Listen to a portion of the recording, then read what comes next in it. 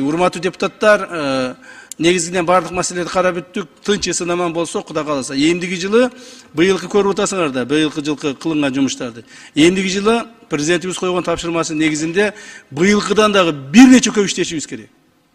Мен мисалы быйылкы жылы 2024 жылы иштеген ишиме өзүм канааттанган жокмун. Мен аз иштедим деп эсептеймин. Мен туура иштеп акырына чейин элдин мындай көңүлүн толтура албадым деп эсептеймин.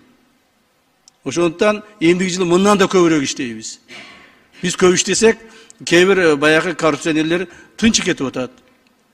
Ыйлап атышат, сыркоолоп атышат, ооруп калып атышат. Сиздер менен бирге Кудай кааласа мамлекетибизди гүлдөтөбүз деген ойдомун. Рахмат. Урматтуу депутаттар, негизинен бардык маселелерди карап өттүк. Тынч эсен аман болсо, Кудай кааласа. Эмдиги жылы быйылкы көрүп атасыңар да, быйылкы жылкы кылынган жумуштарды.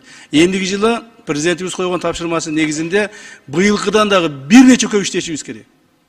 Мен мисалы быйылкы жылы 2024 жылы иштеген ишиме өзүм канааттанган жокмун. Мен аз иштедим деп эсептеймин. Мен туура иштеп акырына чейин элдин мындай көңүлүн толтура албадым деп эсептеймин. Ошондуктан эмдиги жылы мындан да көбүрөөк иштейбиз.